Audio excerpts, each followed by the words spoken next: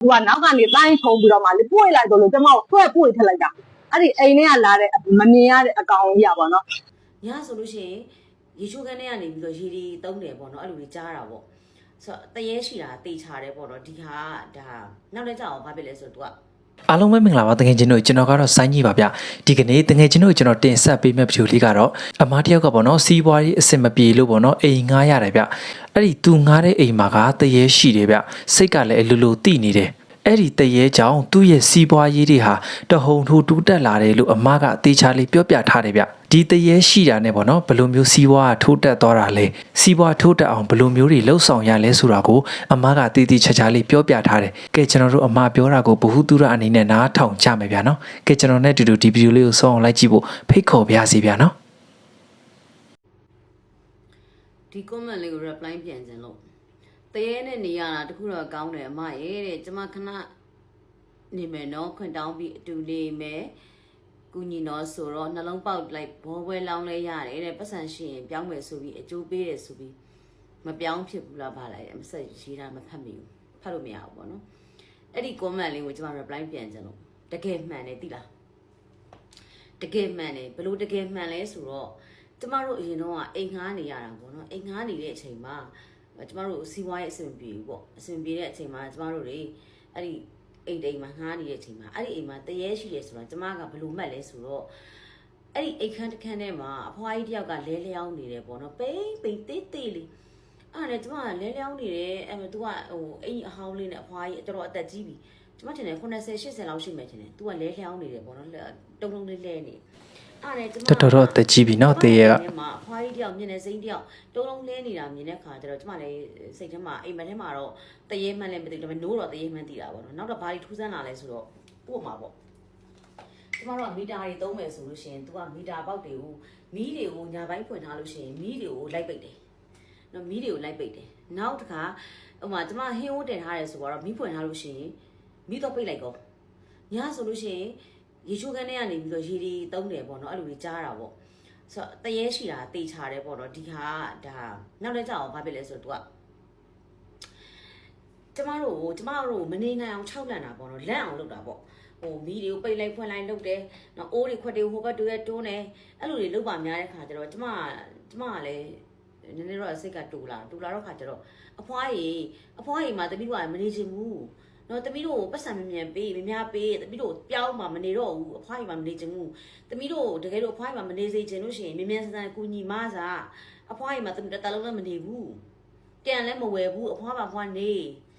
အခုလောလောဆယ်တော့တမီးတို့နေတဲ့နေရာအချိန်မှာမနှောက်ရှက်နဲ့လို့ပြောလိုက်တဲ့အချိန်မှာအဲ့လိုပြောလိုက်တဲ့အချိန်ကဲတရေရှိတဲ့တငယ်ချင်းတွေလုံးဝစိတ်မပူနဲ့နော်အမတောင်းတာကြားတယ်နော်အားလုံးကဲဘာဆက်ဖြစ်မလဲကျွန်တော်အတူတူထပ်ကြည့်မယ်ပြောလိုက်တဲ့အချိန်မှာဒီကနေစပြီးတော့လုံးဝမပြတော့ဘူး၆လန့်ကြီးမရှိတော့ဘူးဘာမှသူမလုပ်တော့ဘူးငြိမ်သွားတယ်နော်ငြိမ်သွားပြီးတော့လေကျမတို့မကြခင်မှာပဲစီးပွားတွေတောက်လျှောက်တက်တာအလုတ်ကိုင်းတွေအရင်အဆင်ပြေလာတယ်လုံတိုင်းအဆင်ပြေလာတယ်အောင်မြင်မှုတွေရလာတယ်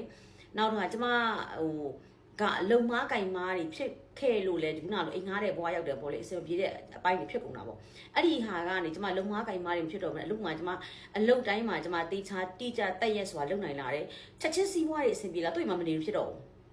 ပြောင်းသွားပြီးတော့ကျမတို့အခြားကိုပြောင်းသွားတယ်ပေါ့နော်အဲ့တော့အဲ့ဒီဟာကဒီ comment ကတကယ်မှန်တယ်အဲ့တရေရှိတဲ့အိမ်တွေမှာတရေတွေကသူတို့အကြောင်းပြတဲ့ခါကြရင်တရေဆိုတာကသူ့ဘက်ပြောင်းမှာနော်ကန်နှိမ့်လို့ဟုတ်လားအကုသို့များလို့ဝိညာဉ်ဖြစ်နေတာလေနော်နာနာဘာဝဝိညာဉ်ဘာဝဖြစ်နေတာအဲ့တော့အဲ့တရေတွေကိုကျမတို့ကနော်အလှူဒန်းနဲ့မေတ္တာပို့တရေရှိတဲ့အိမ်တွေတခုရှိတယ်တရေရှိတဲ့အိမ်တွေမှာအိမ်ဆူတာတို့နော်ဟိုအိမ်ထဲမှာငါးပါးတီလာမလုံတာတို့လုပ်ရင်တော့အဲ့ဒီလူကတော့ဂန့်ပါပဲအဲ့ဒီလူတွေကိုတော့ကောင်းကောင်းပညာပေးလိမ့်မယ်ဒီ comment လို့ reply ပြန်တာတကယ်တရေရှိတဲ့အိမ်မှာတကယ်နေရင်တေချာနှထောင်ချပြန်နော်ကျမတို့မနေဘူးကျမတို့ကပြောင်းမှာကျမတို့စီးပွားဖြစ်အောင်လုပ်ပြီးခဏတစ်ဖြုတ်နေတာနော်အမဘသူအတော်အန်တီမီဦးလေးမနေဘူးတကယ်လို့ကျမတို့မြန်ဆန်ပြောင်းစေချင်မြန်ဆန်မဆာဆောက်ရှောက်စီးပွားရေးအဆင်ပြောင်းကူညီပေးလို့ပြောလိုက်ချက်ချင်းအဆင်ပြေတယ်အဲ့ဒါတကယ်ကိုတွေ့ကျမကိုတွေ့မှာလေကျမရဲ့ဘဝမှာလေကျမငငယ်လေးကလေးက၅ပါးတီလာလုံအောင်နေပြီးတော့ဖရာတရားကျမအရန်လောက်ခဲ့အတွက်ဝိညာဉ်နေနဲ့ကျမအမြဲတမ်းကြုံရတယ်ပေါ့နော်တိုက်ဆိုင်ရတယ်ပေါ့ပြီးကျမအရှိဖြစ်တယ်လေအမြဲတမ်းကျမအိမ်မက်တယ်ဒါပေမဲ့ဟိုအဲ့ဒါကြီးကိုလေပြောရလေမရကမြုံမာလဲဆိုတယ်ပြီးတော့ဟိုရှက်ဆရာကိုဘယ်လိုပြောမလဲရှက်ဆရာတော့မဟုတ်ဘူးပေါ့အထင်လွဲမှာကြောက်တာပေါ့အဲ့ဒါမပြောတာ နောက်ပြောပြမယ်တိလားစိတ်ဝင်စားရတယ်ဆိုရင်ပြောပြမယ်တရေအကြောင်းလေးတရေဟိုမှာလေအကောင်လိုက်နော်အကောင်လိုက်ကိုမြင်ဘူးလား ကြောက်စရာကြီးနော် ကြောက်တဲ့ ကောင်းလိုက်ကြီးကဲကိုငားနေတဲ့အိမ်မှာတရေရှိတယ်ဆိုရင်လုံးဝစိတ်မပူနဲ့နော်စိတ်လည်းညစ်မနေနဲ့ဗျအမာပြောသလိုသာလုပ်နော်လုံးဝကိုကြီးပွားချမ်းသာလာလိမ့်မယ်ဗျနော် ကျမဒီနေ့တရေကိုတွေ့ဘူးလားဆိုတော့ဒီမေးခွန်းလေးဖြေပေးပါမယ်တရေကိုတွေ့ဘူးလားဆိုတော့လေတရေဆိုတာကွာတို့ရုပ်ရှင်တွေရလို့အပြင်မှာတရေအိမ်မျိုးလို့သွားသလိုဝါကနေတို့ဘွားကနေတို့အဲ့လို၆တာမျိုးတော့တစ်ခါမှမတွေ့ဘူးအဲ့လို၆တယ်လို့လည်းတစ်ခါမှတော့မကြားဘူးပေါ့နော်ကျမရဲ့အတွေ့အကြုံလေးတစ်ခုပြောပြမယ်ကျမငယ်ငယ်တော့ကျမတို့အိမ်မှာအဲ့တရေတွေ၆တယ်တရေတွေ၆တဲ့အချိန်မှာကျမတို့အိမ်ရဲ့ပုံစံပြောပါမယ်ကျမတို့အိမ်ကနှစ်ထပ်အိမ်ကိုမှဘယ်လိုပုံစံလဲဆိုရင်နှစ်ဆောင်မြန်အိမ်နှစ်ဆောင်မြန်အိမ်ကိုအပေါ်ထပ်အောက်ထပ်ရှိတဲ့အပြင်ကိုခြေချင်းမှာအခန်းတွဲရှိတယ်အဲ့ဒီခြေချင်းအခန်းတွဲရလဲအပေါ်ထပ်အောက်ထပ်ပဲအဲ့လိုမျိုးနှစ်ဆောင်မြန်အိမ်ကိုမှအိမ်ရဲ့ရန်တာကအိမ်ရှိကနေပြီးတော့အိမ်ရဲ့ခြေချင်းဒီရန်တာကြီးကအဲ့လိုရှိတယ်အဲ့ဒီအိမ်ရဲ့ခြေချင်းအစုံပေါ်မှာလှေကားရှိတာအဲ့တော့ကျမတို့အိမ်ကမိသားစုတွေကပေါ့နော်ညဘက်မှာသာအိမ်မောတက်ကြတာပေါ့နော်နေကင်းဆိုရင်တနေကင်းလောက်အောက်မှာပဲနေကြတယ်ညမှောင်မှာပဲအိမ်မောတက်ကြတယ်အဲ့တော့အိမ်မောဆိုရင်နေကင်းတို့ညနေတို့မှာတက်လေတက်တာမရှိဘူးပေါ့နော်မရှိဘူးဆိုတော့အဲ့လိုအချိန်ဒီမှာဆိုလို့ရှိရင်အိမ်မောမှာတရေနေတာလဲဟုတ်ချင်ဟုတ်မှာပေါ့နော်အဲ့တော့တနေ့ပေါ့နော်ကျမအမေကိုကျမစိတ်ဆိုးတယ်ဘာဖြစ်လို့စိတ်ဆိုးတာတော့ဆိုအဲ့ဒီတော့ကကျမတရေပင်မှာတက်ပြီးတရေသီးတွေပေါ်တဲ့ຢာပြီးပေါ့တရေသီးတွေပေါ်တဲ့ຢာပြီးတော့အိမ်နောက်ဘက်မှာတရေပင်တွေကလည်းအရန်ပေါ်တယ်အဲ့တော့တရေပင်မှာကိုတက်ပြီးတော့တရေသီးတက်ခူတာတရေသီးစားကြလို့ပေါ့တရေသီးတက်ခူတာခူလဲခူရောအဲ့အမေကညနေခမင်းစားအောင်သူကလားခေါ်တာညနေ6 နာရီကျော်9 နာရီလောက်ရှိနေပြီအဲ့လိုဟုတ်တယ်တရေသီးတက်တာလို့ပဲကျမထင်တယ်နည်းနည်းတော့မှမှတ်မိတော့ထားလိုက်တော့အဲ့တော့ तू ကလားခေါ်တဲ့အချိန်မှာကျမကနေပြီးတော့ဗောနော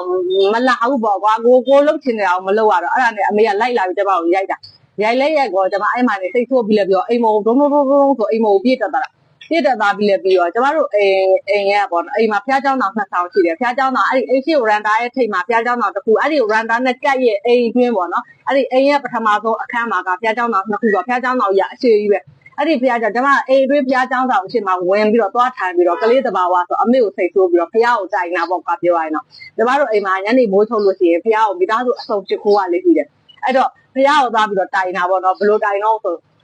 မြတ်စွာဘုရားပေါ့အမေကစိတ်ကောင်းမရှိဘူးပေါ့ကျမကိုရိုက်ပါတယ်ပေါ့နော်သမီးကိုရိုက်ပါတယ်ပေါ့အဲ့တော့အမေကိုအပြစ်ပေးပါဆိုပြီးတော့ဖျားကိုကျမသွားတိုင်နိုင်ငယ်တော့မှတ်မိရဲ့အဲ့နဲ့ဖျားကိုသွားတိုင်လဲတာအဲ့ဒီအချိန်ကညနေမိုးချုပ်နေတဲ့အချိန်ပေါ့နော်မိုးချုပ်နေတဲ့အချိန်ဆိုတော့အိမ်ပေါ်တက်မှာဘသူမှမရှိဘူးအဲ့ဒီအချိန်မှာဖះကိုစီမီမထုံးရသေးဘူးဆိုတော့မှောင်းနေတဲ့အချိန်မှာရိုးတို့ရိတ်တိတ်ဖြစ်နေတာအဲ့ဒီအချိန်မှာကျမကနေပြီးတော့ဖះရှင်မှာထိုင်ပြီးလဲပြီးတော့ငိုလဲငိုပေါ့နော်ဖះကိုလည်းလက်အုပ်ကြည့်ပြီးတိုင်းနေတာအဲ့ဒီအချိန်မှာကျမတို့မိသားစုတွေအားလုံးအိမ်ရောက်ထပ်မှာသမင်းစားနေပြီဆိုတော့ကျမပေါ့နော်အဲ့ဒီမှာဖះမှာရှ िख ိုးနေနေအဲ့ဒီဖះကိုတိုင်းနေတာအမေကိုအပြစ်ပေးပါပေါ့တပည့်တော်ကိုရိုက်တဲ့အတွက်အမေကိုအပြစ်ပေးပါဆိုပြီးဖះကိုတိုင်းနေတာအဲ့လိုတိုင်တဲ့တော်ဆိုးတဲ့သမီးပဲနော်ဒီအချိန်မှာကျမတို့အိမ်ရဲ့နောက်ခတ်အခန်းထဲကနေကျမတို့အိမ်ကဒီလိုပေါ့နော်အိမ်ပေါ်တက်မှာအခန်းပေါင်း20ရှိတယ်အဲ့တော့အိမ်ပေါ်တက်ရဲ့နောက်ဆုံးအခန်းကနေပြီးတော့မှခြေတန်းတန်နဲ့ပေါ့နော်အိမ်ကန်းထဲကနေဂျုံဆိုထွက်လာတာအဲ့ဒီခြေတန်းဆိုတော့ကျမအဘထွက်လာတယ်လို့ထင်တယ်အဲ့ငါဘဘပေါ့တကယ်တော့ကျမအဘအိမ်ရောက်ထပ်မှာပဲနေတာအိမ်ရောက်ထပ်မှာပဲအိတ်တာအဲ့တော့ကျမအဘထွက်လာတယ်လို့ကျမထင်တယ်ထင်ပြီးလဲပြီးတော့ကျမဘာလုပ်တော့ဆိုတော့ငါဘာတော့ဖြစ်မှာပဲဆိုပြီးတော့လှည့်ကြည့်တာပေါ့နော်လှည့်ကြည့်လဲကြည့်တော့မရှိတော့အဲ့ဒါနဲ့ပဲဘာဘာတော့မဟုတ်ဘူးပေါ့ဘာဘာကကျမငိုရင်ခေါ့နေကြဆိုတော့အဲ့ဒါနဲ့ဘာဘာတော့မဟုတ်ဘူးဆိုအဲ့ဒါနဲ့ဆက်ပြီးတော့ငိုနေရပေါ့ဆက်ငိုနေနေအဲ့ဒီခြေတန်းကြီးကဒုံဆိုလာရင်းနဲ့ကျမကလေးကြည့်တဲ့ဒီလိုလက်အောင်ကြည့်ပြီးဖះချေမှာဒီလိုထိုင်းနေတဲ့အချိန်မှာကျမအနာကိုလေဒီလိုကျမရဲ့ဘယ်နဲ့ညာပေါ့ပြောရလို့ရှိရင်ကလေးဆိုတော့သူကနောက်ကနေတိုင်းထုံပြီးတော့မှလေပွေလိုက်တော့လို့ကျမကိုဆွဲပွေထလိုက်တာအဲ့ဒီအိမ်ထဲကလာတဲ့မမြင်ရတဲ့အကောင်ကြီးอ่ะပေါ့နော်အဲ့ဒီအကောင်ကြီးကနေပြီးတော့ဆွဲပွေလိုက်တာကျမချွတ်ခနဲ့ဆိုပြီးတော့မှမြောက်တက်သွားတာပေါ့အဲ့လိုမြောက်တက်သွားလက်ကြည့်လိုက်တဲ့အချိန်မှာဘသူမှမရှိဘဲနဲ့ပေါ့နော်ခေါင်းနှစ်ပန်းတွေကြည့်ပြီးတက်သိန်းတွေထားကြတာအဲ့ဒါနဲ့ဘသူမှမရှိလဲမရှိတော့ဘဲပဲကြည့်ညာပဲကြည့်ဘသူမှမရှိဘူးပြီးတော့ညနေကမှောင်ရီတရောဆိုတော့ပေါ့နော်မှောင်ရီတရောဆိုတော့ဘာအရင်အယောင်မှလည်းမတွေ့ရအောင်ကမျက်လုံးနဲ့လည်းအကောင်မမြင်အောင်အရင်အယောင်လည်းမတွေ့ရအောင်မတွေ့ရပါဘူးကိုကိုလာပြီးခြေတန်းကြီးကြားနေပြီးတော့ကိုကိုလာအနားမှာလာပြီးတော့ချွတ်တဲ့ဆိုပွေ့စီလိုက်တဲ့အရသာကြီးကိုပေါ့နော်အဲ့ဒီအတိကြီးကိုခံထားလိုက်ရတဲ့ကျွန်မတက်သိန်းတွေထားပြီးတော့ကျွန်မအိမ်ဝန်းဝုန်းဆိုပြီးတော့တခါတည်းအရှိဗရန်တာကိုပြေးပြီးတော့အိမ်မိကားရန်ဝုန်းဆိုပြေးစင်သွားတာအဲ့လိုပြေးစင်သွားလဲသွားရော အဲ့ဒါနဲ့အိမ်ရောက်ထားမှာပေါ့နော်ဘာဖြစ်တာလဲပေါ့နော်အဲ့ချိန်ဒီပဲမှတ်မိတော့တယ်ကျွန်မအဲ့ဒါဟာကိုတော့မှတ်မိတယ်တရေကိုတွေ့ဘူးလားဆိုလို့ရှိရင်တော့မျက်လုံးနဲ့ကြောက်စရာကောင်းတာတို့ဖြူသလားပြာသလားဝါးကနေတို့အဲ့လိုမျိုးတော့မတွေ့ဘူးအဲ့ဒါကကျွန်မပေါ့နော်တရေကိုတရေလိုပဲပြောမလားမမြင်ရတဲ့ဝိညာဉ်လိုပဲပြောမလားမသိဘူးဧကနာတော့ကျွန်မကလေးဖြစ်တဲ့အတွက်သူကကျွန်မကိုချော့တာတင်တယ်မငုံတဲ့လိုပဲချော့ခြင်းပုံရတာလားမသိဘူးအဲ့လိုမျိုးအိမ်ထဲကနေထွက်လာပြီးတော့အဲ့လိုမျိုးတစ်ခါတော့ကြုံမှုပါတယ်နောက်တစ်ခါကြုံမှုတယ်နောက်တစ်ခါကြုံမှုတာဟာဘာလို့ဆိုတော့အဲ့ဒါကတော့နောက်ထပ်ဗီဒီယိုမှာပဲပြောပြမယ်ဒီဗီဒီယိုရှင်းသွားမှာဆိုလို့ကျေးဇူးတင်ပါတယ်ရှင် ကဲကျွန်တော်တငယ်ချင်းများအားလုံးဗီဒီယိုလေးကတော့ဒီလောက်ပါဗျာနော်ဒီဗီဒီယိုထဲမှာဆိုရင်တငယ်ချင်းတို့လည်းဘူးတူတာတစ်ခုခုတော့